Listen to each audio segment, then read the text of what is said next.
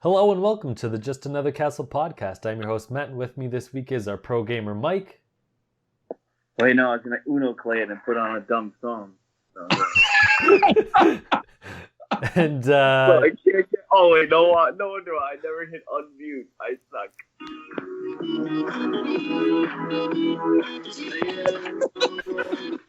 and there's our meme lord Unoclay.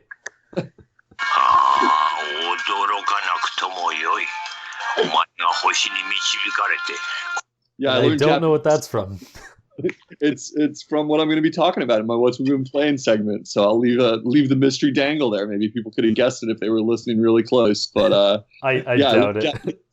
I learned Japanese this week. Nice. It was just a little thing I did. I was just like, screw it, I'll learn some Japanese. So that's there cool. You go. How do I sound? Good? Cool. Yeah, you're really good, man. Really good. Cool. Well, how you guys feeling? Everybody doing great at video game land? Yep. Yep.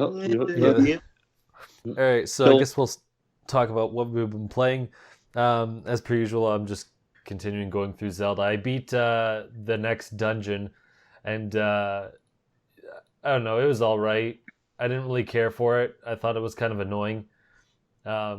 Just the way you have to solve the puzzles in this one. And I'm stupid. I kept saying it was the wrong animal. Whatever, this isn't really a spoiler, but I kept calling it a giraffe when it's clearly a camel because it has humps on it. But I was ignoring the humps because it has this really long neck. I'm like, hey, it's a camel thing. And it reminded me of something like in A Shadow of the Colossus or whatever. And then I get people on Twitter saying dude, what are you talking about? It's a camel. It has humps on it. I'm like, oh, right.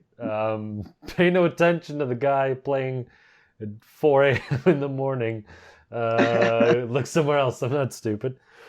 But yeah, I don't know. It's all right. I don't really care for it.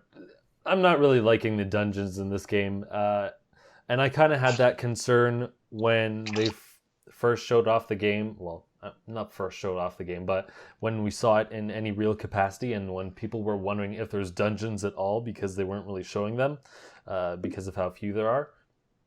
And my concern was there's going to be fewer dungeons, but they're going to spread it all across Hyrule with these shrines instead, kind of break up the dungeons just so there's something else to do in the world besides, chopping down trees. And unfortunately, that's correct. And hopefully, which kind of goes into the DLC, because at first, when I didn't really know what the dungeons were like, I'm like, oh, cool, an extra dungeon later down the year, that'll be cool. But because I'm not really liking them, I'm kind of concerned if this dungeon is going to be any good, and that's really the only part I like about this DLC. Who knows, maybe they'll have more time with this than they did with the other dungeons because they're fairly short. But hopefully this DLC dungeon is going to be something more akin to the older games because if I'm going to have to supposedly pay for this thing, it better be better than one of these other ones I'm playing. But apparently, the final dungeon I have left is the best one, which is good because I haven't really found many good ones. There's one decent one, and that was about it. So we'll see how that pans out. But yeah, I'm just closing down the game, ready to move on basically once it's done. Maybe I'll move on to Shovel Knight or something else, but yeah, it's going. Yo, you got to get the Switch. Oh no, you already have all the free DLC for Shovel Knight, right? Because you got it early. Yeah, well, actually, I thought about that. I'm like, when I get, I was sometime this week. I was looking up an accessory or something for the Switch. Either it was on the side or maybe I saw it on Go Nintendo or something. Eventually, I looked up some other accessories, and then I really got into wanting to get a Switch, like I was saying before. And I'm pretty much planning to get one. It's just a matter of how can I space it out so I don't spend all of my money because I also have to pay off my student debt. So I'm like, well, if I buy this, I'm going to have to spend an equal amount on my student debt because it would be pretty stupid if I spend some hundreds of dollars on this and then just left the other thing. But yeah, when I thought about getting the Switch probably at the end of this month or maybe sometime next month, I'm like, oh yeah, Shovel Knight. when I get the Switch, am I really gonna want to play it on the Wii U still, or am I gonna want to have it like so I can take it around the house and stuff? And I might just end up rebuying Spectre Knight, even though I like have it for free. I might like start trying it, playing it a bit, and seeing if I want to go back to Shovel Knight first, and then I might just rebuy it because I think it's like $10 or $12, so it's not like that bad. But, That's funny. because I kind of want to sorry. move away from the Wii U, just because it's like I've had an iPad for like 5 or 6 years, so I'm so used to like walking around the house and not being tethered. So when I had the Wii U, that kind of like cheesed me off because it's like you can't walk 10 feet without this thing spazzing at you. So Yeah. if I get a Switch and I I was gonna start getting say used to that, I'm gonna be like, I'm probably not gonna want to go back. Sorry, go on, Mike. Yeah, no, I was gonna say, the other option is I was gonna like you already got it for free, and maybe it'll be like your last Wii U game. Like I left my Wii U plugged in. Like I really keep telling myself I'm gonna play Rodea, the Sky Soldier. I've had that game for a while, but it's like I don't know. Like I mean, if I'm ever gonna get to it, like maybe I'll like bring it to a friend's house and like force myself to play it. But with Shovel Knight, you can't go wrong. I mean, the Switch is awesome, but there's a lot of cool indie games on there. Like they're very like not I don't want to say similar to like Shovel Knight, but like they have a good mix. Like I said, there's that sword game I bought like for $5. I already forgot the name. Kamiko, yeah. Yeah, and then there's also Snake Pass. what is it? Something I really want to try something that. to the west. Journey to the West. They made it. It looks like a Link to the Past kind of like game. Like they have a lot of like more similar like I'm gonna just call them Link to the Past clones. Like it seems they have a lot of those kind of indie games. And besides, when you buy a Switch, like the initial hit sucks because think about it. Like the first 2 weeks I bought my Switch, right? I spent $100 for Breath of the Wild. I spent obviously $250 in tax for for the Switch. You're gonna want Mario Kart, maybe. I don't know. You said you probably won't because you already did everything with. But I mean, you're kind of missing out if you don't, in my opinion, because I think because the Switch is actually handheld, you're gonna get a good benefit out of it. But and just right there, that's not even with a Pro controller, without a case, without a screen protector, all that.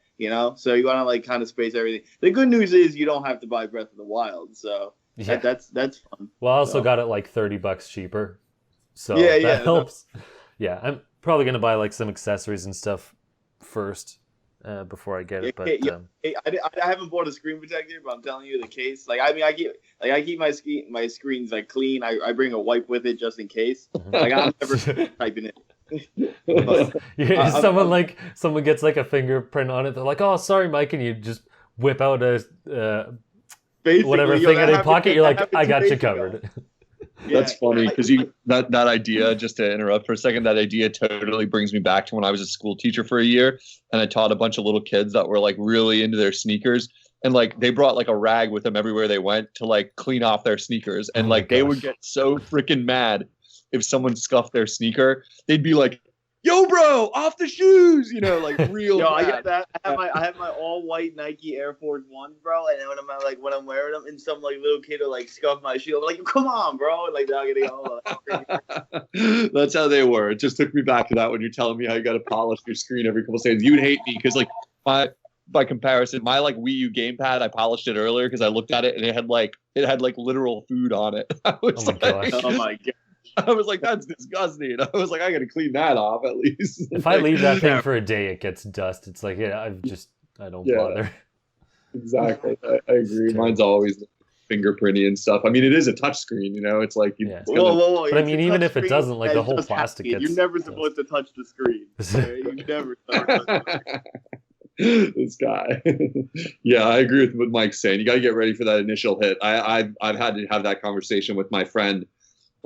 Who he's got money. It's not like poor or anything like that, but he wanted one, and I helped him get one when there was a re-release recently.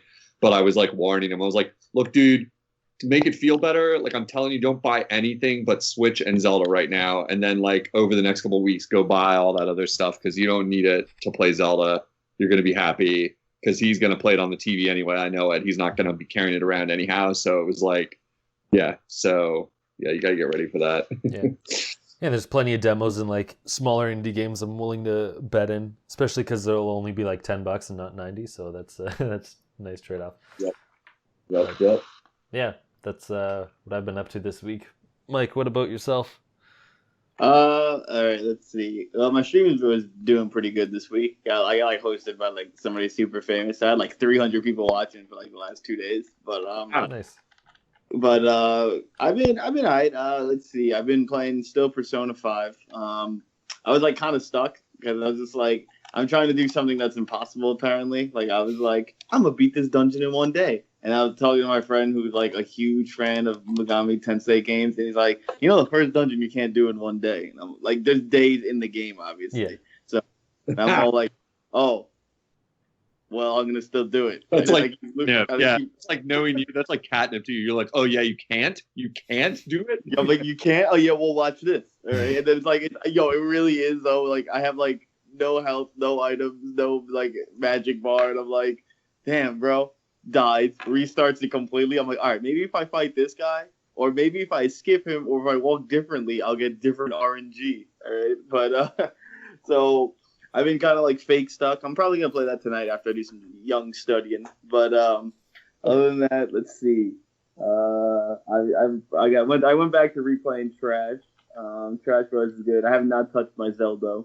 I'm up to 150cc in Mario Kart. It's funny, I finally figured out how to play with friends in that game because, like, there's the friends tab in Mario Kart, and you're all like, "Oh, okay, well, I'm gonna play with my friends like this." Like, no, you like Nintendo was like, we're not gonna tell anyone, but this is actually how you do it. So you have to freaking go into worldwide, and then whoever's in worldwide went to your friend. Then you go into your friend list, and you click their icon and it says join them in game.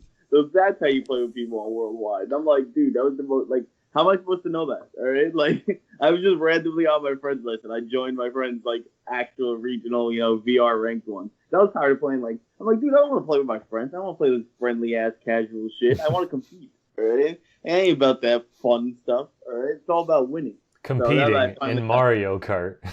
Yo, yes, okay? All right. You're like, you casuals, I'm going to play Mario Kart, the most casual racing game in existence. Yo, casual? Yo, Mario Kart ain't a kid no way.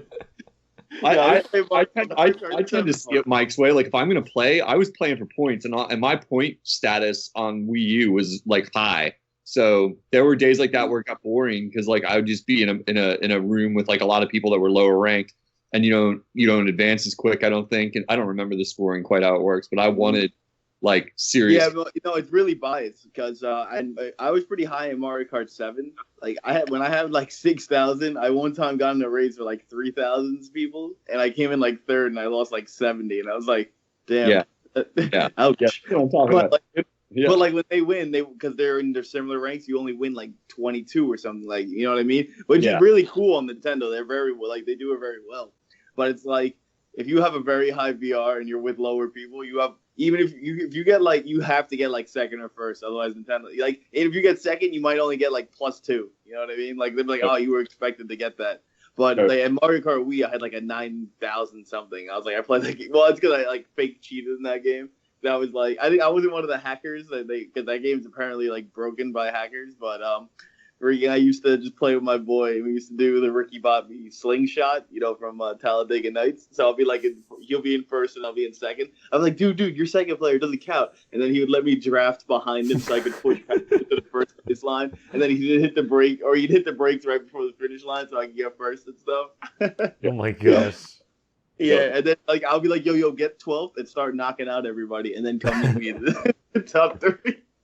So he gets good items on purpose. This only confirms that I think people do that, because I thought about that. I played so much Mario Kart, and I was like, there's people in here that are like spoilers characters, so to speak. You know what I mean? Like that are kind of messing with the balance. But hey, that's kind of fair. I mean, it's like strategic. If you got a friend to play with, you can. Dude, it's actually really fun. It's like it's I think it's a really cool method because it's like the thing is. Like we didn't do it all the time. Some races he was like, "Oh, this is my map," and they were like, we would actually legit compete. Or like sometimes they're like, if I was in a slump or we were playing like something crazier like Rainbow Road or whatever, he'd be like, "All right, we'll be like, yo, we got this." But it just panned out that way. It would be like, because you can never tell the flow of a race. Like you two could be like lapping everybody, or you two could be like in a dead heat, or dead last. They'd be like, "All right, let's find a way to get." That's what's great about Mario Kart. There's just so many different ways to play it. But other than that, I don't think I've really been playing. I think I've been more planning games to get. Like I was like, oh, I'm gonna write down the list. But I don't know. I just want that Splatoon to come out, but apparently I keep mixing up Splatoon with Arms. So Arms is June, Splatoon is July, and then I get sad. And then did you guys read the prologue for Splatoon 2? I was reading it a No. little bit. Yeah, I was reading those goofy stories they're putting out or whatever. Yeah. It's cool. Yo, I mean, I don't think I'm ever gonna play the first one, and yo, I would be down if you guys could spoil the campaign mode of the first game. Like, I didn't even know there was a campaign There's mode. nothing to spoil. There's No, literally it's like what was the twist that the old man was their uncle, or I don't even remember. There was some like familial tie that was the twist or something. So it was wasn't so really- important. Yeah, like it was like you guys know me. I give a crap about plot in most games. Like I'm like whatever, and it was typical like nonsense. I was like, basically it was a campaign where you had to battle your way through a hub world and find and unlock like different areas, like different battle zones, and then you went in there and you just fought your way through it to the end. And then you did that like 25 times and it was over. And that's all I can tell you about it. It was fun. I liked the campaign mode. I wish it was a little more robust, but the plot was like, there was no plot except like once in a while there was a cutscene. I don't even know. It was like, whatever. It wasn't important. This is that the thing. I read that thing that they're releasing that like diary of like Callie and whatever, like the Squid sisters. Mhm. And that's more plot than was in the entire first game. Like that they're Okay. Because like I thought those were only multiplayer sisters, you know. And which one is the long-haired one? That one. That's my bae. All right. I don't like that shit. There's the green one and the purple one. Is it green and purple? Yeah, let me look this up right now. Callie and Marie. the one thing Callie you could and Marie. Okay. I'll tell you which one. Oh, they got amiibos. All right. Oh yeah, I like the pink one. Yeah, same. She got long hair. Yeah. That's my. So, Clay, Finally. are you long haired or the short haired one? Because apparently this game is based on that. they're indistinguishable to me. The one has vampire looking teeth. I remember that. They all Yeah, that's do. the one I like. That's the good one. Yo, are you gonna be on that team? Because if not, then Splatoon I 2 don't is gonna have have me mad really. against you. Yeah, that's with you. I got you, Mike. We're on the same team. Thank you. I mean, I like long-haired Bayonetta more than short-haired Bayonetta, but you know, I don't. Yeah. Yeah, you like Bayonetta 1 versus Bayonetta 2. That's like the only thing I like about Bayonetta, besides it being, you know, a black spot in the community. All right. The one thing about like not to get too deep into the weeds on this, our listeners are rolling their eyes at Splatoon lore, but there is a lot of, there is a lot of lore in the game Splatoon 1 that like you basically unlock by playing that like tells you the back history Mhm. of Splatoon universe. Like it's not the exact plot of the game. It's more like Metroid. It's world Online. building. Yeah, it's world building. You're reading like, oh, there was some. I don't even know the story. It's just your typical like there was a war. Matt, do you remember like the story? Like there was a war. Not really. Yeah, like there's wars and things. It's pretty much the same as like other games where they have audio logs of things that happened in the past. It's just like you or I guess other not novels, but whatever secrets where there's like certain texts of things that happened in the past. Basically, after you unlock, I think there's like a secret thing you have to find in each level, and they each unlock like a little tidbit of right. news that kind of Yeah. fleshes out the world. But it's one of those things where you could ignore it and it wouldn't really change anything, and it's so give a beneath the reason. scenes that like most people Yeah. won't really know anything about it. So It's basically giving you like an explanation of why can these people transform into squids. Like it's like Yeah. it's like I know trying they to have like a whole world and like the Splatoon, like apparently those online, what do they call it? The campaign. The only one I know was like SpongeBob versus Patrick. That's the only one I care about. Yeah. But apparently those are like actually part of the town. Like that's part of the like because that's when I was reading in the thing like the last Splatfest that showed she was more popular. So it's like those are actual events that happened in the town. It wasn't just made up for us. No, that happened in the real world. Yeah, like Yeah. the final Splatfest was like you had to pick one of them to fight for that team. Like, and then they just tailored the story to whoever won. Obviously, That's kind of cool though. yeah, I like that. I thought it was a neat idea. It shows continuation. You know what I mean? Like people thought this was gonna be like a niche game or like a kind of like a it's kind of cool or like I'll buy it, some wacky Nintendo thing. But I'm glad it's turned into something big for them. You know, something they can like really put some marketing in. Because like, I mean, like they have a lot of franchises. You know, I wish they would do more Samus stuff, and I wish they would do like a lot more Kirby kind of games. You know what I mean? Like they do Kirby games, they do quote a lot, but they don't make them like they don't make home console like big legit Kirby games. You know what I mean? Yeah. Like the last one was like Return to Dreamland. Like everything else on the 3DS, they're all great games, but they're really quick. You know, like we were talking about that, like, you know, last year when they launched, man. Like Planet Robot, like that's Planet Robobot. Like that game is fantastic. But it's so quick and it's so easy. Like the two 3DS games are super easy, you know. And like the home console games, they usually have a nice difficulty spike, or like if you want to get everything, it's like, okay, this is not as easy as it is. So that's why Kirby 64 will probably always be my favorite Kirby game, because there's just like getting every crystal shard was not like, I remember I went back and I was like, holy shit, I don't even know how I got this, you know? Yeah. Right. Yes, indeed. Good old Kirby. Good old Kirby. You're never gonna convince me. I'm like yawn. Like every time I hear Kirby, You like. just gotta, you have an N64. Just play Crystal Shard. That's the only thing. It's on my someday list. I got an N64 powered up right in front of me. In fact, because I just got an RGB mod, which is like makes the graphics a slight bit better on a system that doesn't look that good anymore. So, I'll eventually get to it. But I got so many N64 games in a stack here to play that I've never touched yet. So, let me get Blast Corps. Right, yeah. Oh, yeah. I have my original copy from when I was a kid. That game is just... Same here, man. That game was so unique and so weird. I was like, at first, I had no idea how to play it. Then when I grew a mind, and I was like, oh my god, this game is actually really good. Yeah, totally. In fact, my niece and nephew, who are like 5 and 3, are playing it right now because my brother like got like that middle age like nostalgia for like playing video games. So he just bought one and like straight cold hooked it up to a flat screen. So it probably looks like crap. I'm going to be going there this week, like I said to you guys earlier. And like, I'll probably be making fun of that. It looks even worse than believable, but they are 5 and 3, so they don't care. And he's like, yeah, they love Blastcore and Tony Hawk, because Tony Hawk, they just sit there and do a trick. And I just do a trick and I suck. And they think I'm an awesome dad. I'm like, yeah, I can grind. And then it's like, he's like, and then I play Blastcore and they're like, they just think it's like amazing to see a truck driving around blowing up buildings and stuff. They're just like, this is the great, like to a little kid, they're like, make the dump truck knock over that building, and you do it. And they're just like, awesome. They're like, oh shit. Oh shit. They're like, our dad's like a super gamer. He's like knocking over buildings and everything. Yeah, he's like, someday they're gonna find out, because they're gonna figure out how to play it, and they're gonna be like, I don't even know what I'm doing. I just think a game's funny, and I just drive around and knock things over, and then I lose, and it's over. I'm sure they'd like Rampage. Yeah. Buildings, or a Godzilla game or something. Just a little, you can show them anything. It's just like, look at this, like look at this. Rampage getting a movie, all right, with The Rock. Oh gosh, yeah, I forgot. Saw that.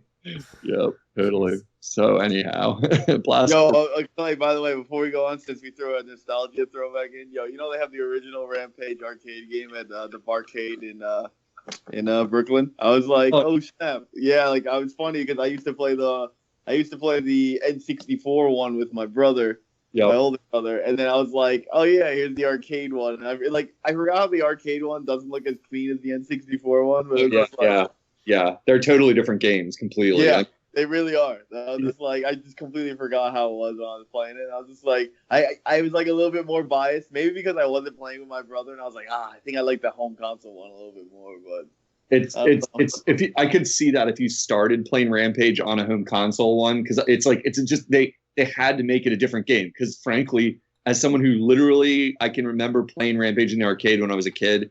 And we would I had a paper route, and my best friend had a paper route too. And that's how we got our money, which was like $10 a week basically. And like, we would just take our whole paycheck and eat pizza and like play Rampage. That game is not very deep. You just knock over buildings and get shot a lot, and then put more money in it when you die, and just go as far as you can. And, that doesn't translate well to a home system. I've never played much of any of the home console ones. But I know they're really different. I've looked at the one on N64 before, and then a different one, another one than that. And I was like, wow, this is really different. But I never spent a lot of time with it. But yeah, we had the Rampage game at Barcade here in Philadelphia too for a while. And that's a classic one, because everybody always wants to play it when you walk in there. And I'm always like, I'm happy to play a game with someone, but I'm always like in the back of my head thinking like, this thing is designed to eat your money. Like, it is just like, Yep. Give me money, give me money, give me money, like every few minutes. You know what I mean? You're just pounding money into it, and the higher you go, they just shoot you down faster. But it's still a classic. You know, it's Imagine a Tetris arcade. oh, they have it. I mean, they I'm have it at sure our, they do. It's just yeah, yeah. infinite money. The It's problem, like you not to never get win. yeah, oh yeah. I mean, like, but it's super good because the Tetris arcade has two sticks, like, so it's competitive, Oh, nice. and it's by far one of the more popular ones at our local arcade. Because my wife, for instance, always wants to play it, and there's always people on it, so I notice it. Like, we have to wait to like play it. The only problem is this is super gamer like comment type thing that 99% of people aren't going to notice. Well, no, more than that, because a lot of people are pretty good at Tetris, even if you're a casual or a plebe, as Mike likes to say. But Yeah, you're a plebe. No, it's pleb, but I they're love to actually say it plebeian. off the plebes, bro. All right. um, You know what's funny? I was like, when I was streaming, I was just like, man, we ain't got time for those plebs. And I was like, it's actually plebeian. And someone spelled that right now because I like to keep my streams educational, and nobody knew. I was like, disappointed in the whole world. All right. but what I was going to say about Tetris is that the joystick springs back when you're playing Tetris, and that is not ideal because think about it: you're moving those pieces at like light speed, and it's got a really good springy joystick. But that's the worst thing for that game ever. You need direct control, not spring back. So you can't get past a certain level. Not at I'm humbly pretty damn good at Tetris, like on like a Game Boy or on, you know, a regular controller on like PlayStation. I have Tetris Worlds on my PlayStation 2 and stuff like that. Yeah. And you can't get past a certain level because they just fall so fast and your joystick's fighting you. You're just like, this is nuts. Like you know, it's fun to a point, and then you just get to like level 20 and you're like, this is impossible. Like, I can't survive. It's like it's like trying to play a 2D platformer with a joystick. It just feels off. Like if you ever tried, well, I haven't done this, but I can imagine playing like Mega Man 2 with the joystick would not work well. And that's why the iPhone version is like obviously even worse, because that game needs like direct digital input. Like you could just tap it and you'll see like Mega Man's foot move slightly, and like that can be very useful. Exactly. So, exactly. That's exactly what I'm getting at. That problem of like the game wasn't optimal. I mean, maybe it's the joysticks that they put in the control in that cabinet. I could imagine they could have been replaced and someone replaced it with springy joysticks, and it shouldn't have been, but I'm not sure. I'd have to research that. It's like, I just know that I'm like, this is almost bizarre because it's like an impossible way to play this game, but it eats quarters. Like it totally eats quarters. Like, cause it, you know, who doesn't like Tetris? Like, it's a great game no matter who you are. You're just like, this is pretty fun to play for a few minutes. So, but yeah, anyhow, we've been going on a bit. So what's up next? So what have you been up to? Well, thank you for asking. Special game. Yeah. Well, this week I was prompted by the video that you had remarked on earlier when we were talking. There was a video that reminded me of a game I wanted to look into a long time, and that was what the teaser in my intro was. It was a clip from a sound file from what is usually referred to as BS Zelda. That's B and S as in broadcast satellaview or satellite view, as you might say it. But they're two Zelda installments that are kind of not canon. It would depend on your perspective, just to give a little very short overview for people who aren't familiar. And not just the two CDI canon, or not just the two CDI games. Exactly. Yeah, that's a great point. To clarify, we're not talking about the CDI Phillips, like god-awful, hilarious, meme-worthy games. You know, they're called BS Zelda, and in some ways, I didn't get a chance to research this, but it's, at least for home consoles, they'd almost represent some of the earliest streamed games, like in any sense of what we think of as streaming. Because basically you had to have a device attached to your Super Nintendo in Japan only, mind you. This was not that. It was I saw it via Region Locked on that channel. It's a video series. Yeah. Did you know gaming? Did you know gaming region locked subset? Yeah, so it's they only ever thank you. I couldn't quite remember. That they only came out in Japan, and the only reason these games exist, I just get really into this, at the preservation of video games and like retro stuff like this. Obviously, the only reason these games exist at all is because some people, as I think within the last 10 years, I'm not quite sure when the dump happened, but people had. What you did was you had to download the game at specific times when they were, quote, broadcasting the game, and they'd put files on your Super Nintendo via the broadcast satellite device that was attached to your Super Nintendo. And you had to play the game during certain times, but there were files left on your system, but you could not play the game outside of the time when the broadcast happened. Because I think there was probably a turnkey. I don't know a lot about this stuff, but there was also a sound file that was being streamed to your system too, where they had like hilarious, from my perspective, I watched a couple of YouTube videos where people have captured some of the audio, very little bit that's been recorded for history of the audio that was broadcast simultaneously through a second sort of stream over top of the game you were playing, where there were like voice actors akin to like a radio play talking to you while you were playing the game and giving hints. So there's a long way around to say that the game was like stored for years on people's systems in these files, and then modern technology came along and people got interested, dumped the files, and then a lot of really, really cool and smart and awesome people have hacked together different ROM patches and different ways to like play the game, which is, you almost have to pick. You cannot play these games in any non-emulated way. Basically, you have to download these, and then there's a lot of different patch packages you can download. And with different things, people have basically improved it, because the problem with playing it is that it was broadcast in 4 segments to play it. So just to be clear and be as brief as I can, the first one is a remake of original Legend of Zelda from NES, but it's remade into 16-bit graphics, into like Super Nintendo looking graphics of the original Zelda. The maps are all different. The dungeons are all different. So it's a very familiar game, but it looks really different and really cool, I have to say. It looks really good. Like, it's just amazing. It's like playing Link to the Past, only it's original Zelda, and it's got, you know, the original Zelda artwork and sprite concepts. And this is a Nintendo thing. They made this, and so it's real and legit. This isn't a ROM hack or like, you know, assets being reused by a hacker. And you play through the game, but you had to play it in 4 installments. And so that's part of the problem playing it now. You have to, like, people have hacked it together, so now it's more playable than ever, because, for instance, for BS Zelda 1, or whatever you want to call it, the NES remake, there you play for an hour, and then the game just freezes and ends. And the person who built the ROM I played made it so that it automatically saves to I have a Super EverDrive, which is like a flash cart that goes in my Super Nintendo. So it automatically saves to the flash cart, and then you start the second week, and your progress continues into the second week. But like, the game stops completely, and you have to like go back in. So previously you couldn't have played it because there would have been no way to save your progress, and different problems like that. So people have put it together, and then other people have done different things where they've hacked the game and made it so a little easier in different ways, or fixed certain little things, or added a few like tweaks. Like, you don't actually play as Link in these games natively, but they've changed it so that your sprite is Link, like if you want it to be, or you can play as the like player character sprites that they gave you. So it's really neat. And if you have any interest in Zelda original at all, or Super Nintendo Zeldas, I encourage you to play it. It's not hard to find. You can literally Google BS Zelda, and you'll jump to a homepage that's like like basically a wiki. I think it's bszelda.zeldalegends.net, and there's all the files are there.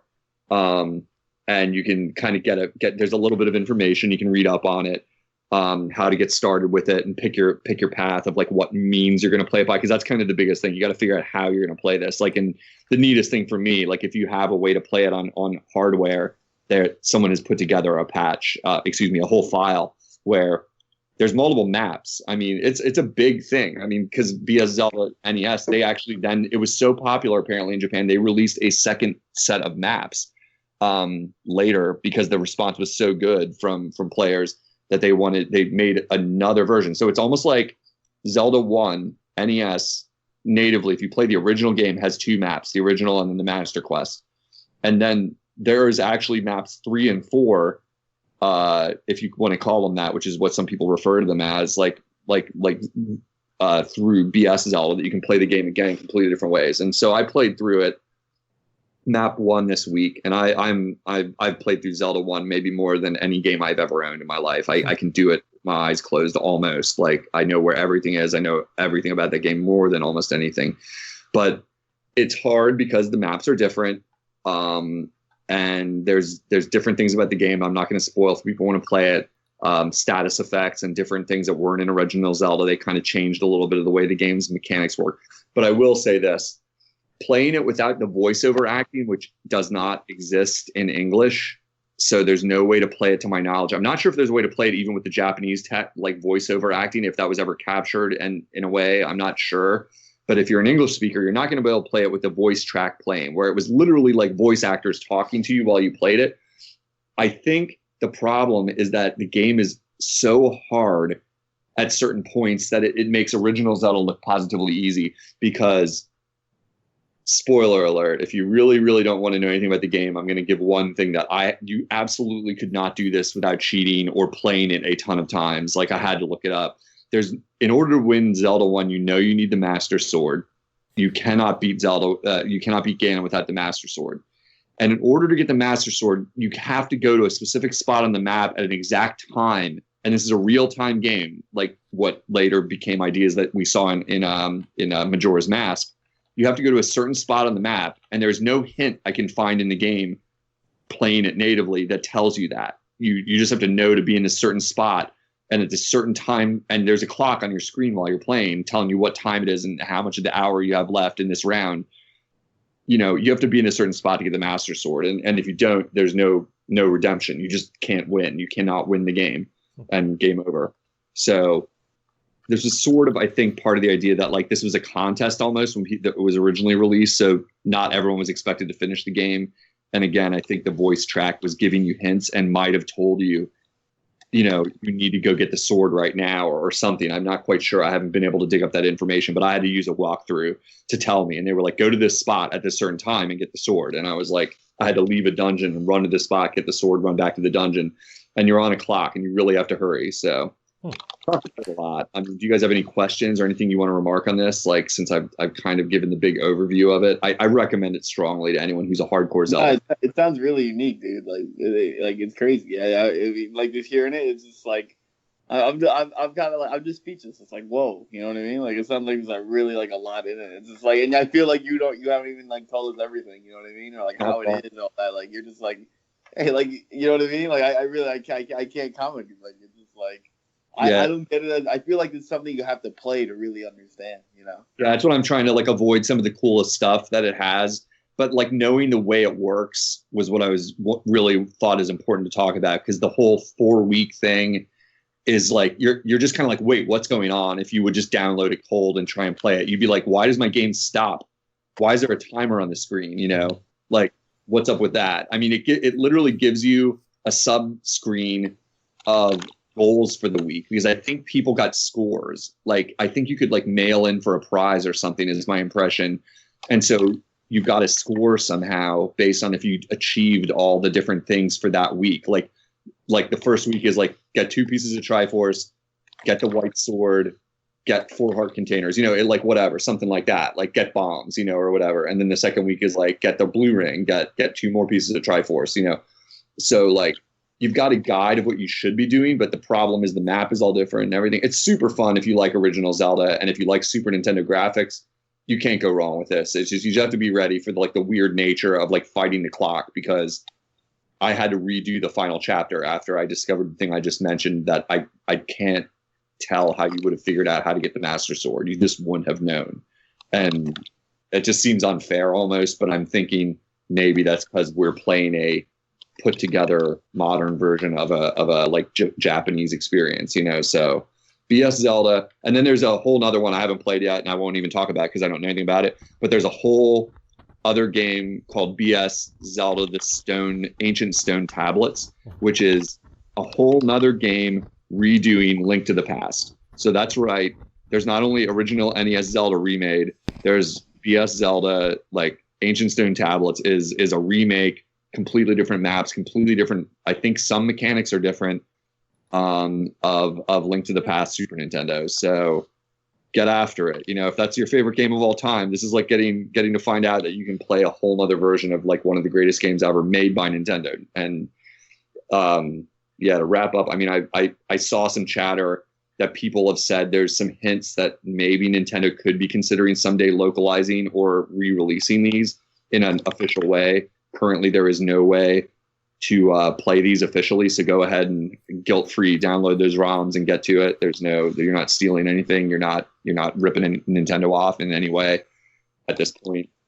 But there was something to do with the broadcast satellite version of Fire Emblem that was apparently re-released in Japan or somehow accessible more recently in Japan. So people are thinking they haven't totally forgot about it. They just the localization of it with the voice acting would be a very big effort. So it's one of those things that you wonder if they're ever going to do it or not. So yeah, it's definitely interesting to see what they were trying even all the way back then, because now we think, oh yeah, downloading stuff is nothing, but I don't think a lot of people would have thought, oh yeah, they would have streamed a game back then and also make it like a radio play. Like, that's so crazy that they tried that. And I definitely suggest looking up that video by Did You Know Gaming, the region locked series or whatever. I'll put a link in the description or whatever. I watched it before we talked about this off Skype or whatever, but yeah, that video goes into a lot of detail and it's pretty interesting. They have cool videos. It'll make you want to play it, because that was like, I'd heard about this kind of a little bit for years, and that video triggered me to like want to get after it. And then as soon as I saw there's a way that like I could play it on my real Super Nintendo and like get the right experience from it, having a Super EverDrive cart like that I could put it onto was like, I'm in, so it was kind of like what I played this week. I was like getting after it big time, and I really can't recommend it enough. So there you go. Yeah. And then one thing I wanted to say before we go on, since you were talking about the Master Sword, I ended up getting the Master Sword in Breath of the Wild recently, and we'll probably go into that with the DLC, but I don't really like the environmental / atmospheric music in Breath of the Wild. I mean, it does have its place, and I understand, but I also think it kind of makes the experience a lot less exciting when you don't really hear any triumphant music. But I agree with you on that. I couldn't think of the word either. I wanted to say that. It's like, I wish I knew the term. It's just bothering me. It's just a little dead. Barren, I think, is the best word to say. Perfect. Yeah, barren would be a good word, because I mean, I do understand like it's an open world, and environmental sounds and all these things like works for it. I mean, Pikmin use that a lot too. But I mean, like this. Unlike Pikmin, like this is a more action-oriented game. Well, Pikmin does have some action, whatever. It just seems like this would be a perfect game where you would want some kind of triumphant music, and it's kind of lacking without it. But on the way to get the Master Sword, they did have this environmental music in it, but it was like absolutely perfect. I loved it so much. I ended up like going back and listening to it. It's just so cool how the song fits the area that it's played in perfectly, and it's probably the only track in the game that's like an environmental track that I actually really like. So yeah, just felt like mentioning that because it was cool. But let's get on to some news after I'm writing down some crap. Blah, blah, blah. All right, so this will be quick. Fire Emblem Echoes is most likely going to be the last mainline Fire Emblem game on 3DS, which is not surprising in the least. Or at least the producer says it'll probably be the last entry. I'm going to guess yes, unless like the 3DS comes back from the dead somehow and like doesn't die. I was going to say no. Like, the only way is, like, if they release, like, a GBA one, and it's like, hey, the 3DS should have had GBA games. I don't know why they didn't do that. You know what I mean? Like, but I mean, like, they mean, like, newly produced. Yeah, I'm just saying, like, just say they go, oh, you can play the NES ones. You know what I mean? Like, why would they not also put it for the 3DS eShop? You know, like, that's the only way I could see it, but I don't see any new ones, obviously. Like, the Switch is a 3DS killer, but it's not. You know what I mean? Mm-hmm. But I think Nintendo's giving everyone a year to understand how to bring their Switch outside and all that. You know, like some people will take a longer while. They're gonna be like, "Look, it works outside," and people will be like, "Oh shit, I could play this on the train," and then it's be like, "Yep, yes you can." Right? Yeah, but it'll be good.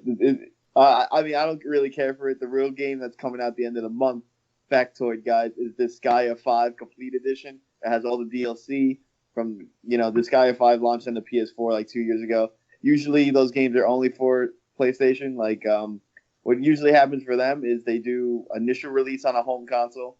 Then on their mobile one, on their handheld one, they usually have all the DLC they packed into it. So like Disgaea 1 was made, then Afternoon of Darkness was the PSP one. The DS actually had their own make for that. It was very different.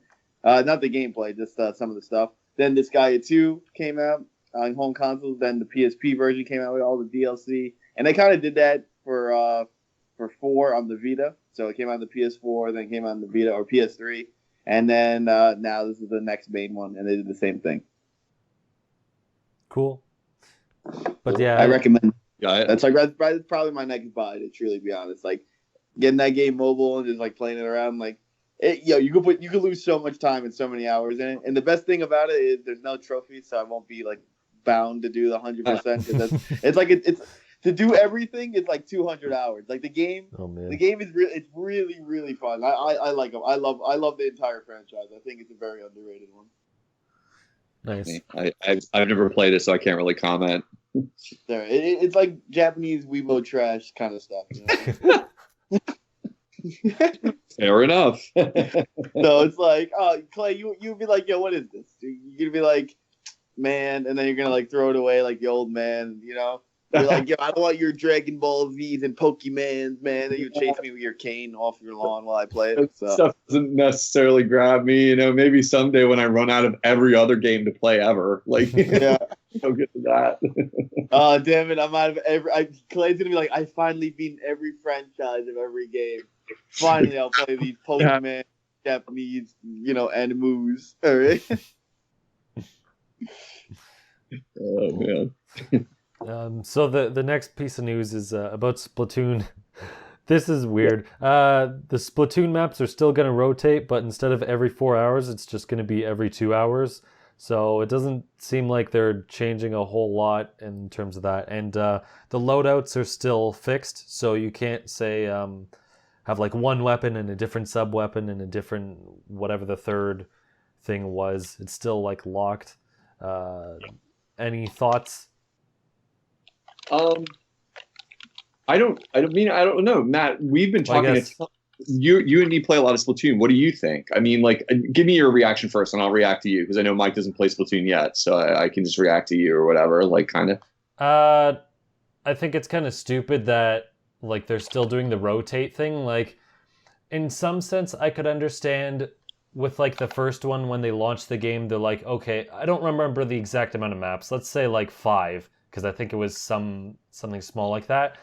I could kind of understand, like, well, we don't have a lot of these maps, and if we, like, I don't know, let everyone play it whenever they want, then they might get bored faster, whereas if it's locked, they play one map, and then they'll just get really experienced in one and want to play it more, or some sort of stupid explanation. I don't know. That's the only thing I can think of. So I guess I could somehow see the reasoning for that then. But now with Splatoon 2, I mean, it's still going to launch with fewer maps still, but we know like there's going to be a good chunk of maps coming out. So I don't really see the reason to limit like the maps in this sort of way. It's really stupid because why should I have to change my life to revolve around the game? Like, I'm buying this thing and I can't play the dumb map I want because I exist in the wrong part of the country and I'm playing at the wrong time when I have free time. It's like, why am I being penalized if someone only has, you know, they come home and eat dinner or whatever and they only have like 4 hours before going to bed. It's like, well, there's only 2 sets of maps I can play and it's not at this point and I already had something scheduled at this point, so now I can't play it. It's like, that's so stupid. Just let me play the damn maps whatever I want. Let me ask you this. Wait, before you go on, I didn't know it was like that because I was playing the demo. I was like, why the hell am I always on the same map? And I did not know. Yeah, they only had 2 maps for the demo. Yeah, like that's. Dude, I always get the same one. Even out of the 2, I'm like, yo, is there another? Like, is this bullshit or what? I didn't know there was a time interaction. Like, yo, if you want to be on the other map, you gotta go on at 8 o'clock. And it was 4 hours for Splatoon 1. I mean, the thing about that to understand, Mike, since you haven't played it, is that like there are the 2 maps are different for the different game modes. So it wasn't like entirely true that you were stuck in only 2 maps. Like, well, you could go play, you know, another version of the game and get the other 2 that are live right now, like the casuals The non-ranked version had its own maps. Right. Then the ranked version had its own. Wait, they all have different map versions for like the most. No. They had different timings. So it'd be like, oh, you could if you're really, really sick of this map, you could go play in the non-ranked like room, or whatever. See, I'm a guy who only wants to play ranked like 24/7. Right.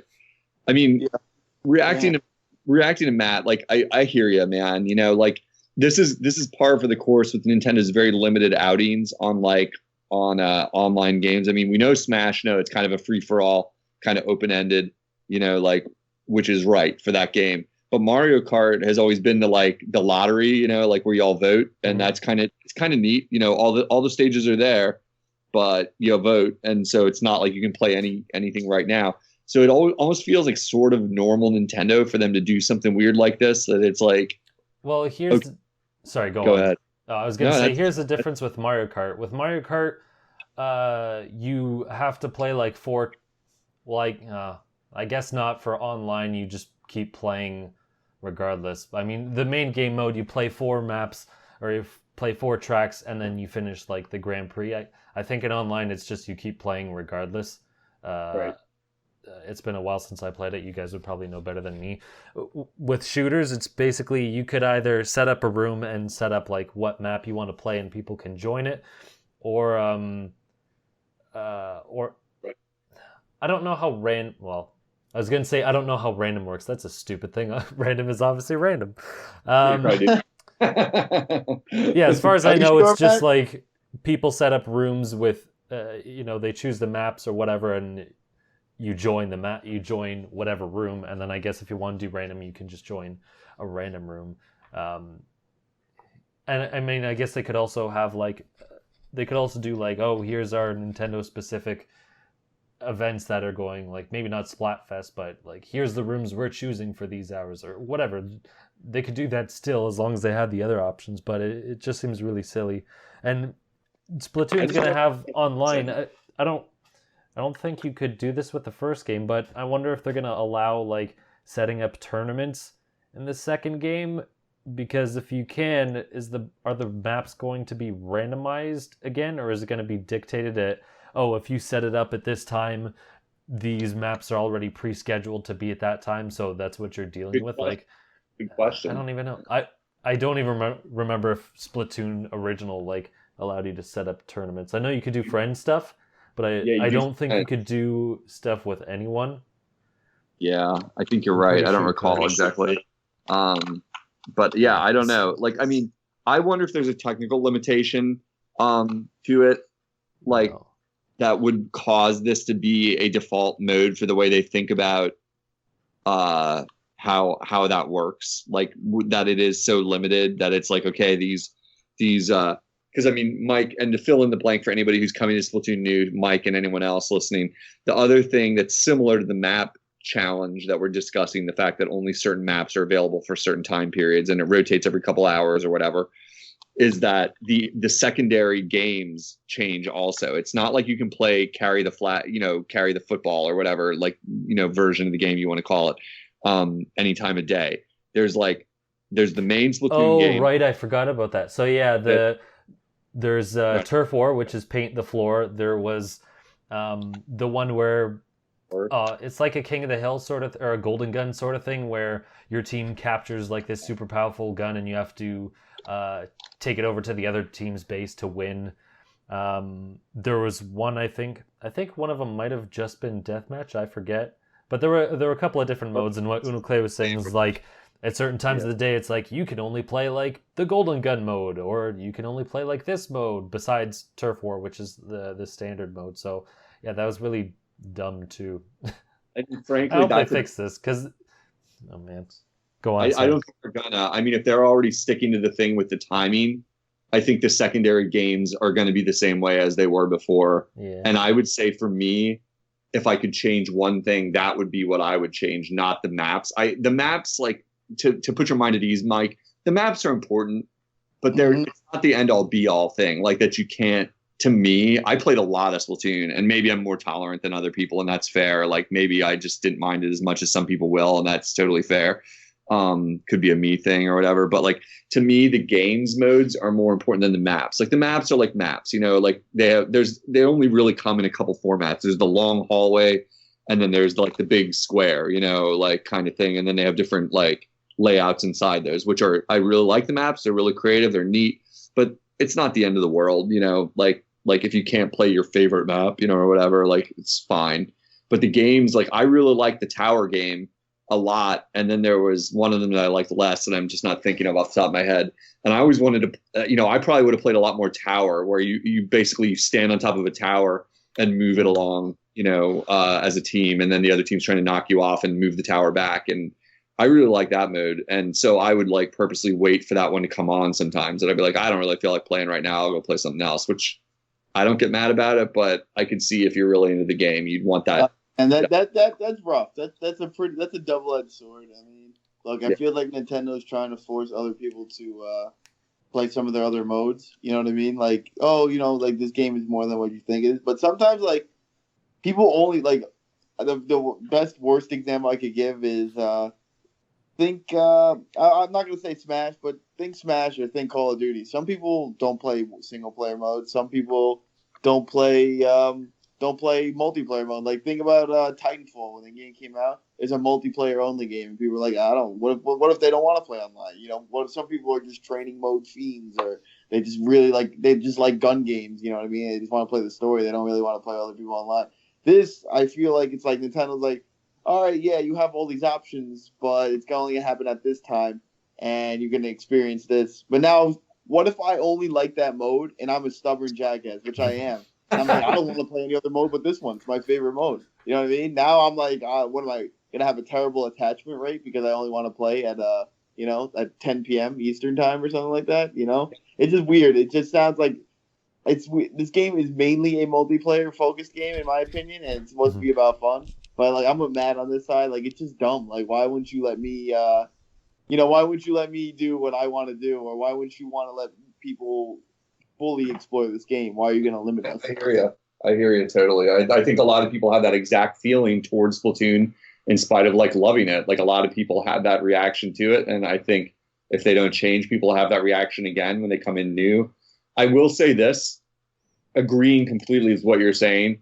The game is good enough that you end up playing it anyway, kind of, that you're like, it's still fun. You're like, whatever, like, even though I can't play Golden Gun, mode right now, or whatever, like, fine, I'll play tower defense. And like, there are people that are going to say, I hate that mode, I'm not going to play it, and that's fine. Or like, I was way better at some of the modes is the main thing. So I would kind of hate it because I'd want to play. And then my rank would be dropping because I'd be playing at one of the modes where I'm not even that good. I'm only average, but it's like, I'm definitely losing points in my avatar because I'm playing a mode I'm not nearly as good at right now. Just because I want to get my. I forgot they had their ranked points. I remember you guys were talking about that on the Skype last year and all that. I did forget that. And that's the other thing too. Like you're gonna hurt your ranking. You're like, it's like I'm not that good at this mode. Like some people are weak at it. It's like you have a least favorite map, and guess what? Like the time you're free. It's the time you're going to play your worst map or something. Actually, that's interesting. Now, we've almost gotten to a solution there because, like, sure, if you're, like, let's say you're really good at mode A and you don't want to play mode B or mode C because of your rank. Well, it's kind of funny. This is being an apologist for Nintendo. It's probably not why they did this. I wouldn't suspect. But think about it. Like, that's almost funny because then it's like forcing you to be a rounded player where it's like, well, no, like you got to be good at all the versions of this game to be a true champ, and be like yeah, that's a Nintendo old school thing in my opinion. Right. You know what I mean? Right. Like the way they used to reward us, like you're like, oh man, I got 102% on Donkey Kong, and it's like, look, I'm better than this, or I got different text lines at the end of the game. You know what I mean? Like that's like I feel like that's kind of like in a more old school thing. Yeah. But I don't think it works with today's like audience and crowd, just because like everyone not only has everyone a pleb, but they don't have a great they don't have a great real or something like that. It's very hard to keep people like into one thing. That's why I'm kind of shocked how Breath of the Wild really has. I was talking to someone who's younger than me today, like in my old like Smash message board thing, and he's like, "Oh, dude, I love Breath of the Wild." He's like, "I'm like, yeah, it's alright." He's like, "Why? Like, do you not like when they change things?" I was thinking about it, I was like, man, I just haven't liked it since I mean, I'm not gonna be like, oh man, this game, like all of them are bad, but like Twilight Princess is like the last true Zelda game I enjoyed because I didn't like Skyward and I didn't like the DS games, you know. And he's like, oh, I like Phantom Hourglass. I was like, the last good handheld game. Like I didn't like Link Between Worlds. Like Minish Cap was like the perfect handheld game, you know. Like that game was too good. The next handheld game I was gonna play was gonna suck anyway. But hey, you know, it was just like that. And he's like, "Oh, you don't like them?" And I'm like, "Shit!" Like, it's not like, "Oh, I'm doing old school like that." I was just like, he's like, "You don't want them to change." I was like, "But why would you fix something that isn't broke? Right? Why wouldn't you rather improve it more?" You know, like I get the idea of trying something new once in a while, but like, you know, so it's a big hit or miss because We you know really. we covered this, and in fact, it was the title of last week's episode. It was it was great, but it was not good. Yeah. There's a big disparity in trying to change a lot of classic things. You know? All right, Matt, we're derailing your well tailored agenda. What else you got No for us? problem.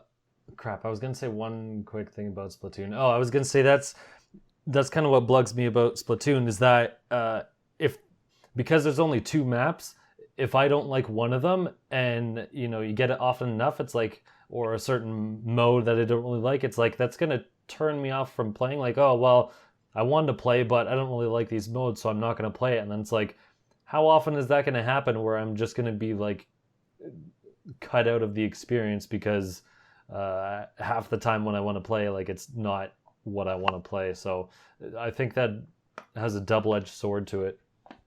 Yeah. But moving along, next little bit of news. I think this really only applies to Mike in this case, but after we recorded, Nintendo put out a statement saying, well, they didn't put out a statement, they put out an update saying Zelda Breath of the Wild is getting a voice language option, so you can play.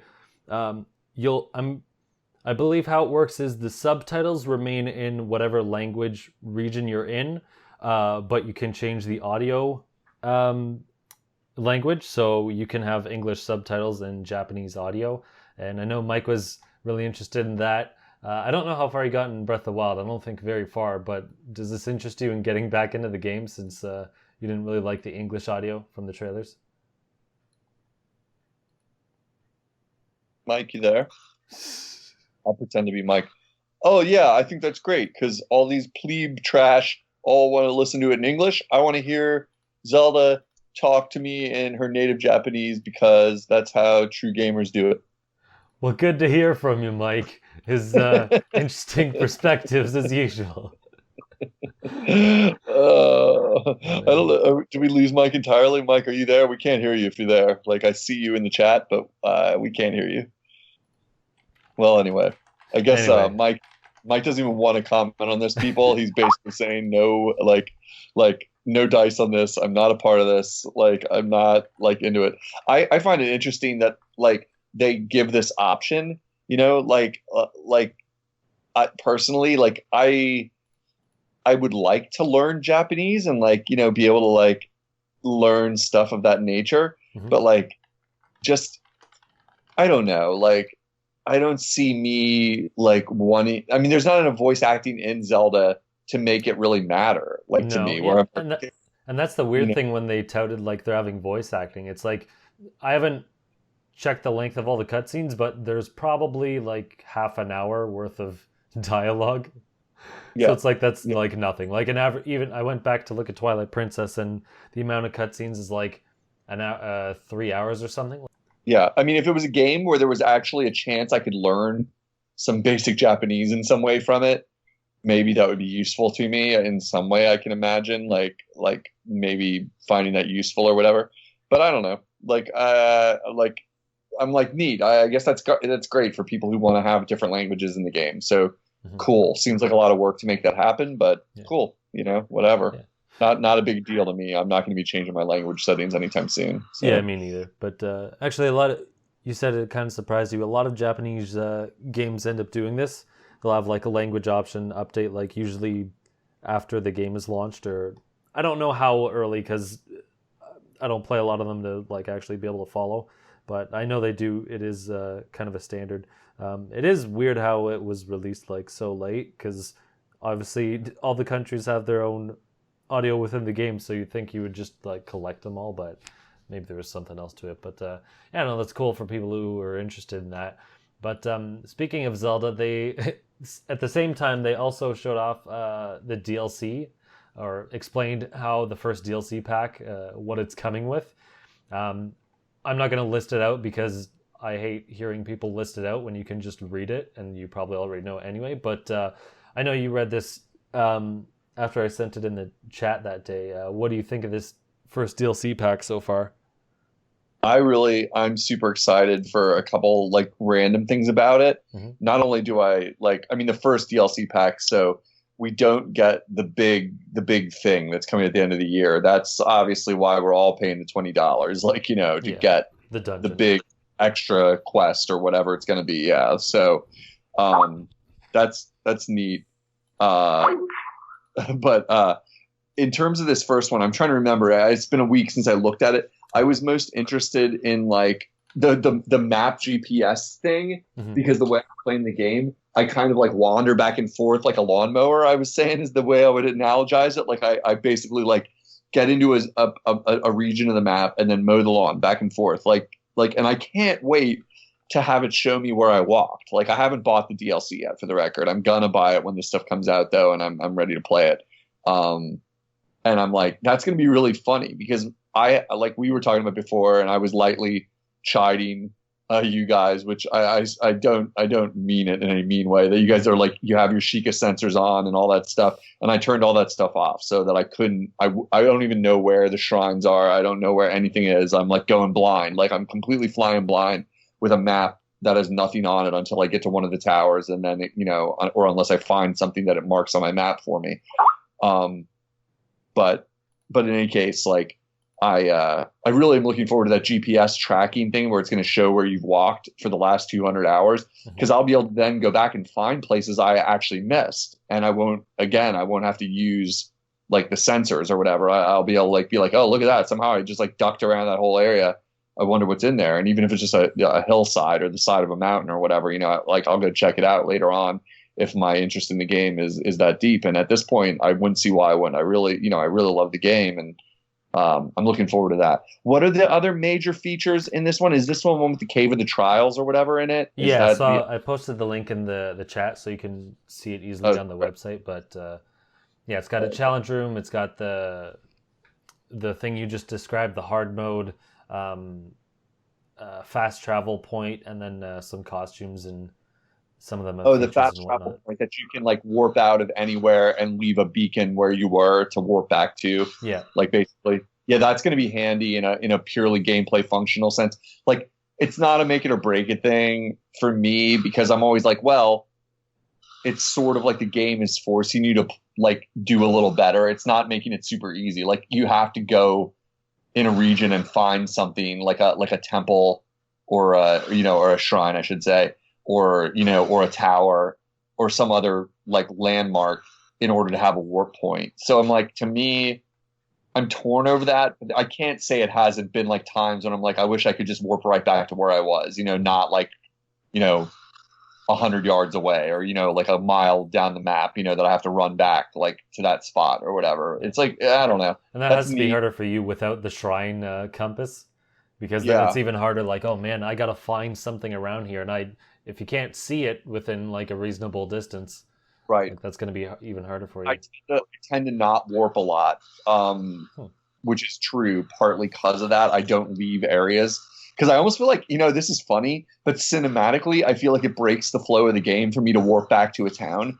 Like, when I'm in like a region deep into it, the best part about the game is that you feel like you're really far away from civilization. Like you're really out in it. And I almost like for a long time forgot you could warp, and then remembered, but I really use it sparingly. I tend to use it if I accumulate enough of the spheres that you can like upgrade your character. Mm-hmm. I'll go and warp. Like, then I give into it. I'm like, okay, I really need more hearts. Like, that would be nice to have more stamina. I'll warp to like to a shrine where I can get that, But other than that, like, if I run out of arrows, I don't warp back to town to get more. I force myself to play without it, or like fight someone and steal them, or whatever. Like, because I'm like, well, that's the game. Like, that I don't want it to be easy. I want it to be super hard, and it's getting easier because now I have like eight hearts, maybe. Like I think I have like 8 hearts and like my like 1 3/4 stamina wheel.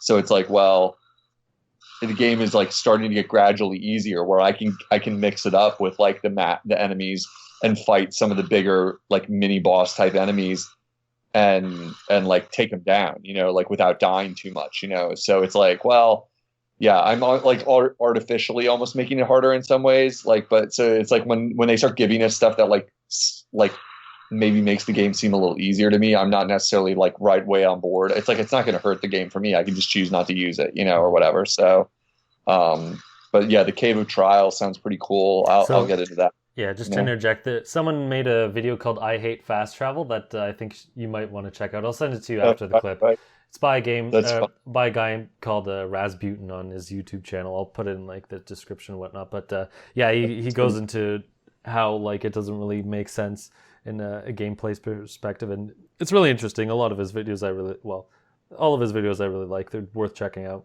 But yeah, it's neat. These this DLC pack I find is weird because some of these, or most of these, I think should have been in the game based on the fact like how they're useful within the game, and also the fact that like a lot of these are not going to be useful to people like 6 months after the game launched, because it's coming in summer. They don't say when in summer, but June would be the earliest, and I don't think it'll be June. I think it'll be July or August.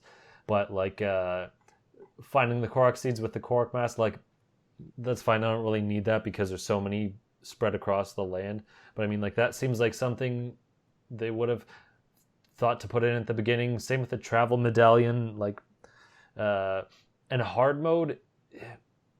A lot of people were like, "Oh, wait for hard mode. Maybe they'll do something interesting."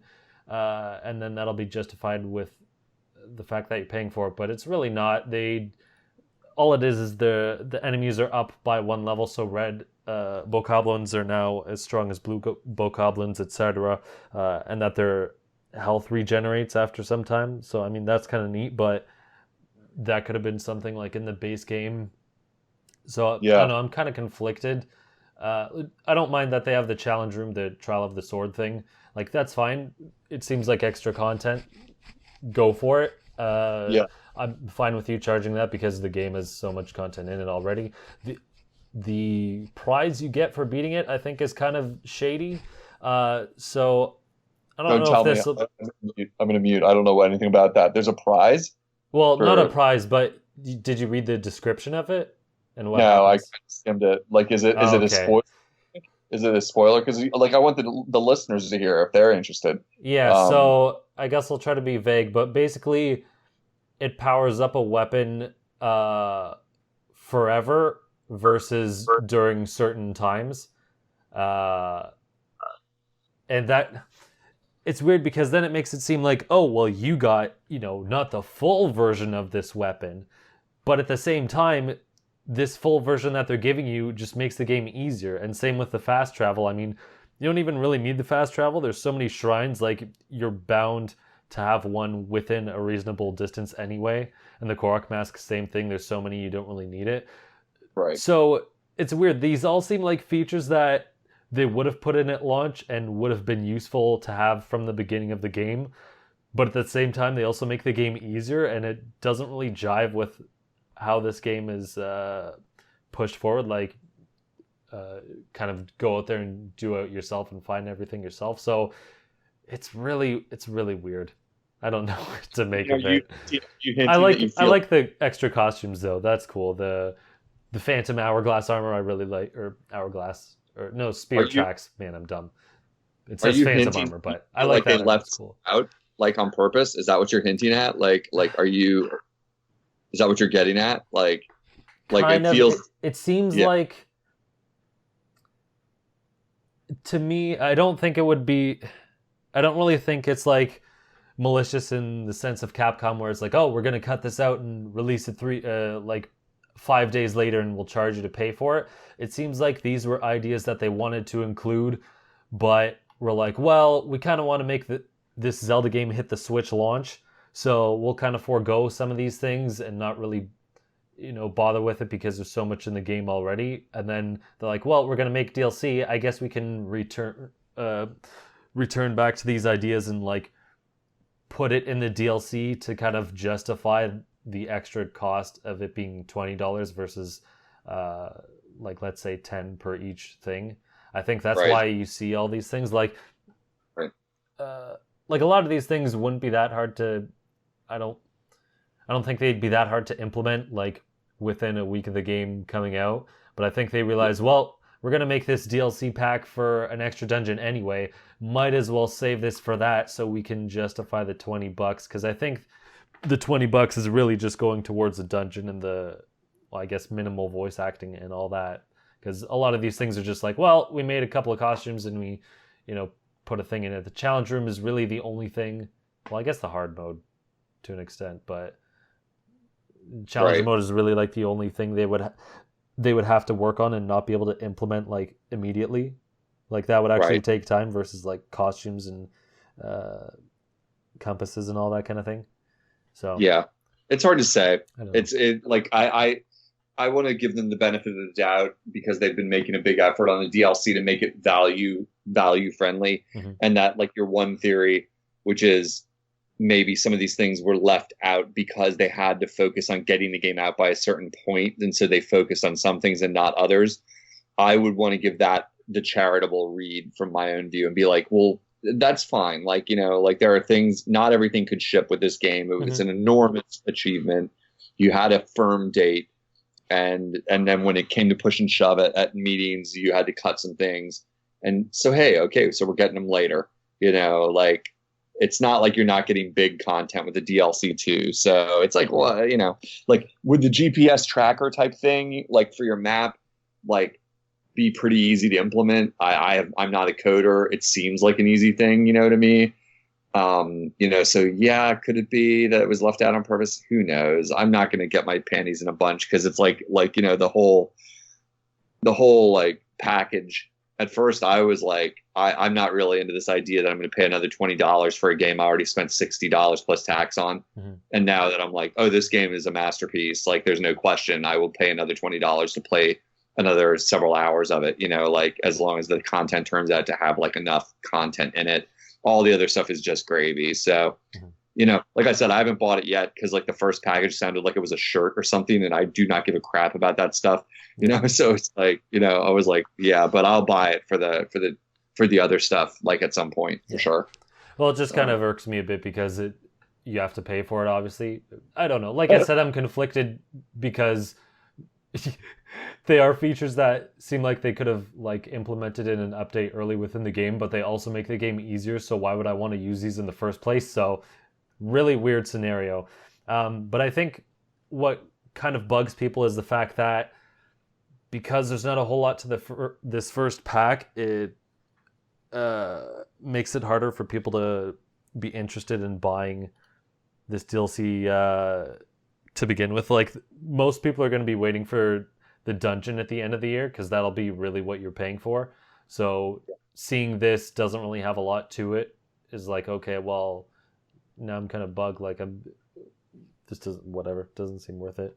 But I think I've hammered on that long enough. Zelda. What else we got? What are our top stories of the week we want to hit before we wrap up? All right. You played Darksiders 1 and 2, correct? No, I never did. They didn't look that. No, they didn't. Interesting to me, Man. frankly. Like I watched videos of Darksiders 2 specifically and was like, meh. And everybody was calling it like a wannabe Zelda type game. So I remember you talking about it and having a positive experience with it, but it wasn't something I needed to play. So what was the news on that this week? That doesn't help the topic, but I'll go into it anyway. Darksiders 3 was announced. Oddly enough, it's not listed coming to the Switch, despite both Darksiders 2 being on Wii U on launch day. So I guess you could say they were hopeful that it was going to be successful, and that's why they did it.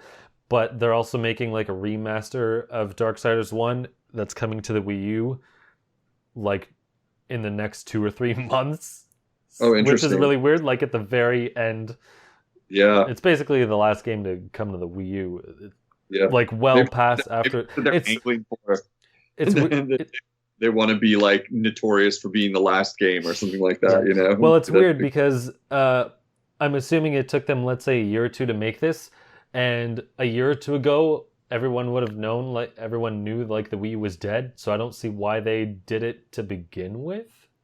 Yeah, it's Like hard I don't see why, but regardless, they did it or doing it anyway. Oh, May 23rd is when it's coming out. I wrote that.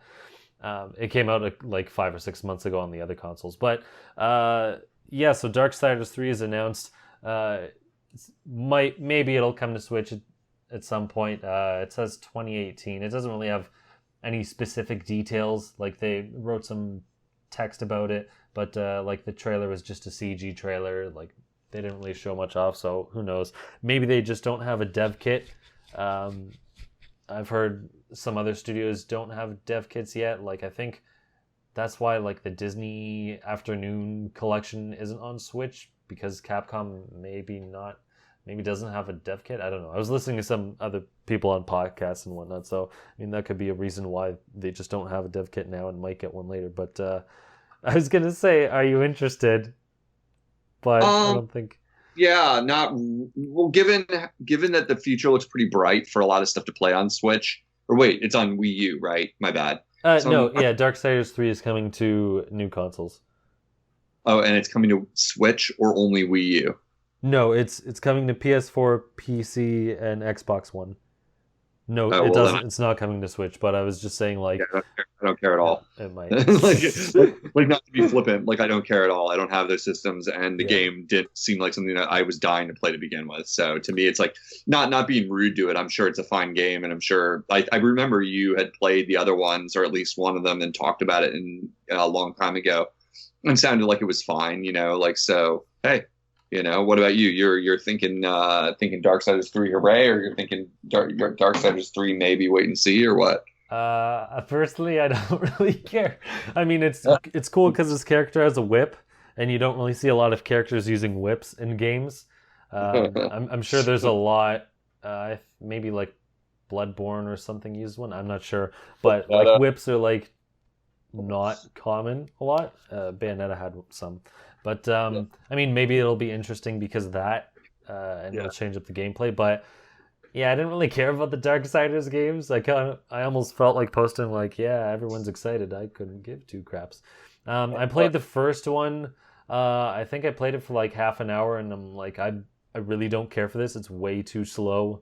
And it's kind of like a god of, I guess, well, a lot of it is based off of Zelda, but it just felt really slow and I didn't care for it. And then Darksiders 2, I remember seeing trailers and stuff, and I'm like, okay, this is more action oriented. It's faster. It looks to be like a lot of fun. It has some inventory management. And then I played it. I did end up beating it, but I don't know. I didn't really care for it that much. It does seem, like I said before, I think it was like last summer or whatever that I played it, but it seems like Zelda light and not really great. And I mean, I guess with Breath of the Wild being such a departure, it will feel more like older Zelda, not older, but Zelda, right? The main 3D formula kind of thing. But I don't know. Darksiders 2 wasn't like that great. It was okay in places and it was not okay in other places. Too much inventory management. You'd pick up so many weapons and it's like, okay, well, now I got to spend like a couple of minutes choosing which weapons or crap that I should throw out or sell or like combine or whatever. It was I forget. I think like the puzzles, I don't really remember the whole experience. I just remember not really caring much for it. It was like a meh experience. So I'd have to show off quite a bit to make this more interesting to me.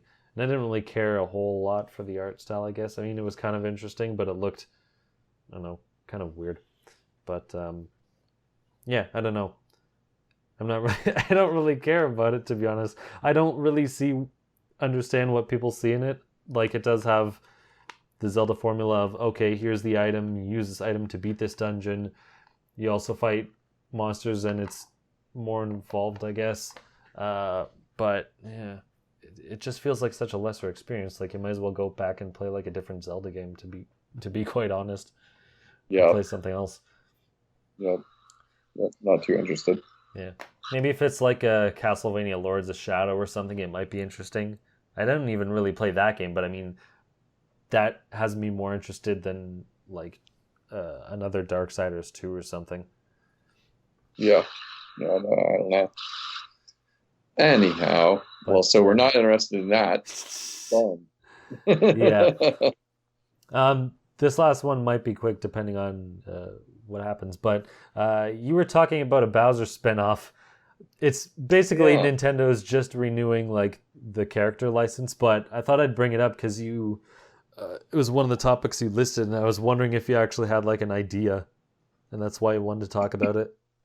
Excuse me. I don't really have an idea. I thought it was interesting because, you know, Bowser's Inside Story was like the first time we saw him featured in a way that was like more than like your Gennaro villain, like bad dude. And I like think that went over kind of well to make him comedic in that series. I mean, like there is the problem with Nintendo of like, it's not a problem, like whatever. We're talking about video games here with like the most minimal plot of all time. Like Bowser steals a girl for unknown reasons, and disturbingly a giant monkey steals a girl for unknown reasons. Like exactly what they're planning to do with this human girl is always a little uncomfortable to consider too closely. But you know, I find it like kind of funny that it's like, oh, you make your bad guys comedic. And then, like, what do you do when you need a bad guy? Like, even Ganon being in Smash Brothers is like, and here he is fighting Star Fox, you know? And it's like, oh, and he's supposed to also be like a demon that's going to kill the whole world, and I'm supposed to be scared of him or whatever. But, you know, but that aside, you know, there's plot considerations aside.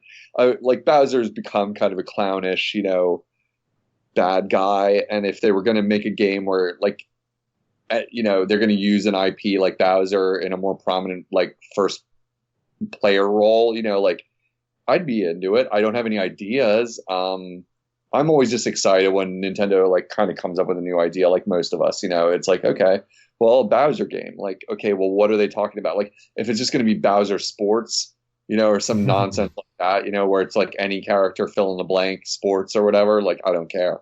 But if it would be like an adventure game or an action game or you know, you tell me, you know, like Nintendo, what do you got? You know, like some other format that you don't do a lot with one of your characters that we really only know in very minimal definition, you know, as a character. Probably the most character definition he ever got was Bowser's Inside Story. You know, he's, you know, kind of clownish and goofy or whatever, you know, and like really entertaining. Like, you know, if they're going to do something like that, I'm in, you know, like, or maybe it would be in the Mario and Luigi series, you know, of games, like, or the Paper Mario series of games where they would use them like that. Again, I could see happening.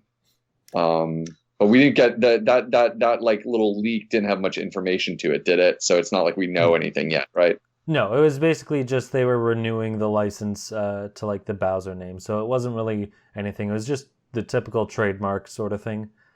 I mean, like they've also relicensed Eternal Darkness like a bunch of times, but it means nothing. It's just so they can hold on to the name and I guess potentially port it if they wanted to. But it's just a legal thing. But right, yeah, that's true. Then probably disregard everything I said, and it's nothing to worry about. There's no Bowser game on the way, so. But it's true.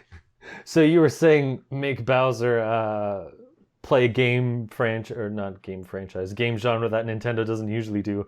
How about a Bowser real-time strategy game where you have your army of Goombas fighting off against I don't know, some other characters. Real-time strategies games though, so many real-time strategy games, like not a genre that if Halo couldn't do it, or if Halo can do it, Bowser can do it. Yeah, I mean, I'm sure they could do it. It's just like, how many more Fire Emblem type games do we need? You know, like I do not know the answer to that, but I feel like we're hitting saturation point on that stuff currently. Yeah, no, I don't know. Like I, you know, given that you're saying it's probably not likely to be anything, then I'd leave it aside. Like if I was going to guess and they were going to do something with Bowser ever outside the familiar, you know, standing as a baddie kind of guy, I would think it would be something along the lines of the Bowser's Inside Story. Like like it worked really well. It was super funny. The writing for it was really good. It made him like entertaining in a way that you don't see a lot. You know, you're like, okay, well, yeah, usually you get to the end of Mario, like the 3D Mario games or whatever, and he's there, with some crazy machine or crazy plot, and it's funny in a cartoonish way, and you fight him and he falls off the bridge and turns into a skeleton and dies a horrific death as a burning skeleton. But other than For that, children. Yeah, for kids. His flesh melted off. Yeah, his flesh melted off, and that is. And then he still comes blood. back from lava hell to still beat your ass. Yeah, giant skeleton. Like, he's that evil that his skeleton is animated. Yeah, like, I know. It's always like when you realize that moment and you remember that, and you're like, that happened. That was part of the game. We killed him down to a skeleton, and he still came back, and then he always comes back with no explanation. So it's just wonderful video game logic there. It's not a big deal, but so I don't know. So but the news is no Bowser game. It's all a fake out. Stop paying attention to this podcast at this point. But also stop paying attention because we're done this week. We're done! If you're still with us. So even Mike bailed out at the 65-minute point. He was like, hey, that is enough Nintendo for this week. Yeah, sorry people, he got cut out for some reason. But wherever you're you can find me at the Manga Viking on Facebook, Twitter, and YouTube. Oh, and VidMe, I forgot to mention that before. And Unoclay, where can people find you? Only place to really bother looking me up these days right now is at my Twitter account for my Switch, which is Unoclay_Switch, and that's UNOCLAY_Switch, and my friend code is in my profile there, so you can always give me a shout, and if you want to join up on my Switch, I've got I think 14 Switch friends now, which is far lower than I'd like it to be. I like to have a good farm of friends to go to play games once we have some online games to play. So feel free to look me up and send me a friend request. So that's it. All right. I noticed you didn't say IGN this week. I don't remember if you've said that. It's still there, but boy, is it painful. My IGN people, my IGN. I was gonna say I can't even log in. Like I tried logging in for I think just to post a comment, and I couldn't even log in for that. It was the right password, right username, and everything. It's just like nope. I'm like, all right, well, I'm glad I took advantage of archiving my my blogs and writing that post when I did, because I was right. Like, maybe there will be a time where I can't do it, and unfortunately, I was correct. And if you're new I can't even look if I Google. Explain what my IGN is for people that are new to our podcast. IGN had a blog, not service, but they had a blog part of their website where you'd make an account and make blogs, and people would, talk back and forth and stuff. And then they decided to change the comment section to a different program, and then no one could use it or get notifications for 6 months, and then everyone moved somewhere else, and then it basically died then, and then just a couple of people stayed, and then they also left. Yeah, we all met there. That's key to it. And I got to report back on something because you made me click onto my IGN tab, and I hadn't been on there a couple days just now. And we mentioned last week that Eli, one of our co-hosts, is at college, and he wanted to give a shout out to it randomly in his dorm at college. He encountered someone else from the message boards at my IGN. And for people that might not sound that crazy, it's like, oh, big deal, message boards. Yeah, you meet people sometimes. My IGN wasn't this enormous place. It was a couple hundred people at its highest, that knew each other and talked to each other a lot. And they're all from around the world. All around. We've had I forget. We've had him on the podcast, but he's in India somewhere. Yeah. Harsh Gupta. He's in India, and there's a couple of people from London, and I'm obviously from Canada. You guys are from the States, so it was really a close-knit community, but everyone from all over the world. It was really weird. Cool. So to actually meet someone is crazy. Yeah. Because it's one thing to be oh, you're from a different state. It's oh, you're a different part of the world. Absolutely. And closing that loop, I sent a message. The user in question that our co-host Eli met, his handle was Habitable Storm. And I remembered him right away when he mentioned it. If you didn't hear last week's episode, got bored before you got to the hour point where we talked about it. And I sent him a message on my IGN, and he replied, and I have messages from him right here. I'll even read them off. He's like, "Yeah, we ended up in the same fraternity. I can't believe I saw this. I haven't been able to get into my IGN in months. How are you? Oops. My IGN is still glitchy as ever. My responses aren't coming through, but they did come through. Like they're on my board. So it's still there. It's still working. I'm gonna reply to him tonight if he's listening. So maybe there'll be 4 people using my IGN still. So thanks for bringing it up, Matt. My IGN, find me there. Friend request me if you can. You probably can't. It doesn't work very well. Weird thing is, I tried to Google one of my blogs because I think I wanted to look up something for reference. And I couldn't I can search for it on Google, and then once you click it, it just gives you a 404 error. Yeah. So it's I can't even the only way to read them is to go to the archived list I have in a Word document folder. Yeah, it's brokey. It's the definition of brokey. It's a sad thing because it caused the whole community to basically collapse, an online community to collapse. But water under the bridge, friends. So find me at my IGN, Unoclay 1, still there. Yep.